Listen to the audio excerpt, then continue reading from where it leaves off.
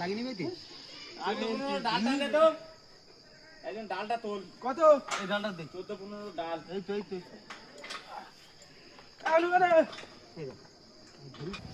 দে দে হয়ে গেছে পাইপটা ঢোকা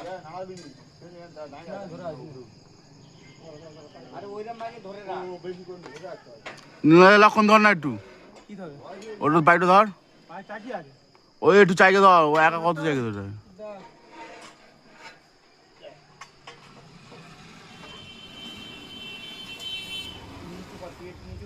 দেখো